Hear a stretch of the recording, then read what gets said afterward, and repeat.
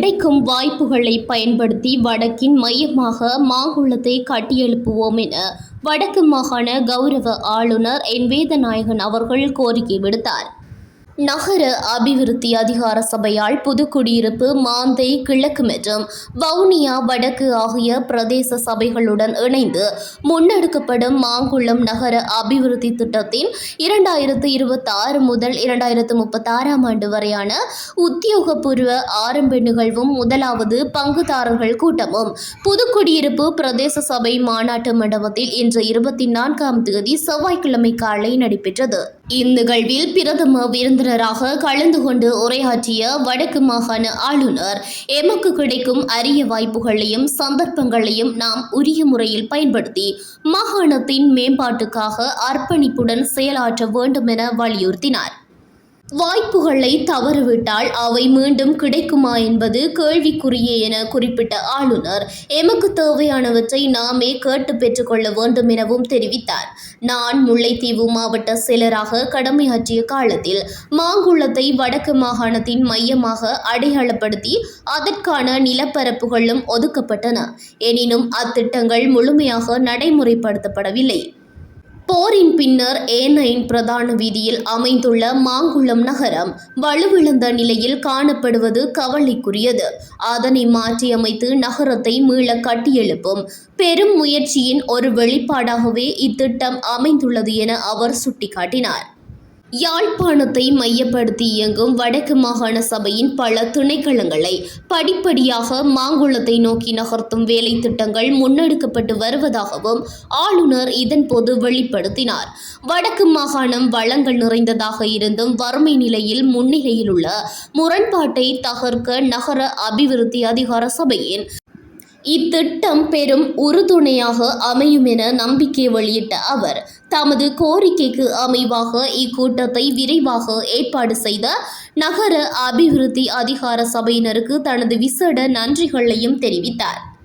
இக்கலந்துரையாடலின் ஆரம்பத்தில் வரவேற்புரையாற்றிய நகர அபிவிருத்தி அதிகார சபையின் வடக்கு மாகாண பணிப்பாளர் திசாநாயக்க, எதிர்வரும் 10 ஆண்டு கால திட்டத்தை தயாரிக்கும் இம்முதலாவது கூட்டத்திற்கு அனைத்து தரப்பினரும் தொடர்ச்சியான ஆதரவையும் ஒத்துழைப்பையும் வழங்க வேண்டும் என கேட்டுக்கொண்டார். அதனைத் தொடர்ந்து உரையாற்றிய புதுக்குடியிருப்பு பிரதேச சபையின் கௌரவ தவிசாளர், கடந்த ஆண்டு சபையை பொறுப்பேற்றதன் பின்னர் ஆளுநருடன் இணைந்து மாங்குளம் நகரத்திற்கு மேற்கொண்ட களப்பயணத்தின் தொடர்ச்சியாக இந்நடவடிக்கை எடுக்கப்பட்டுள்ளமையை வரவேற்றதுடன் அங்குள்ள பேருந்து நிலையத்தை மீள இயக்குவதற்கும் நடவடிக்கை எடுக்கப்பட வேண்டும் என கோரிக்கை விடுத்தார். மாந்தை கிழக்கு பிரதேச சபையின் கௌரவ தவிசாளர் கருத்து தெரிவிக்கையில், மாங்குளம் நகர அபிவிருத்தி திட்டத்திற்குள் தமது சபைக்குட்பட்ட 4 கிராமங்களும் உள்வாங்கப்பட்டுள்ளமையால் அக்கிராமங்களின் வளர்ச்சிக்கு இத்திட்டம் பெரும் வாய்ப்பாக அமையும் என நம்பிக்கை வெளியிட்டார். அதேபோன்று வவுனியா வடக்கு பிரதேச சபையின் கௌரவ தவிசாளரும் போரால் பாதிக்கப்பட்டு மிகவும் பின்தங்கிய நிலையிலுள்ள தமது பிரதேச சபையின் 4 வட்டாரங்கள் இத்திட்டத்தில் இணைக்கப்பட்டுள்ளமையை வரவேற்று பிரதேசத்தின் வளர்ச்சிக்கான தமது முழுமையான ஒத்துழைப்பை வழங்குவதாகவும் உறுதியளித்தார். இதன் பின்னர் நகர அபிவிருத்தி அதிகார சபையின் பிரதி பணிப்பாளர் திருமதி கவிதா ஜீவகன் மாங்குளம் நகர அபிவிருத்தி திட்டம் தொடர்பான முழுமையான தொழில்நுட்ப விளக்கங்களை வழங்கினார்.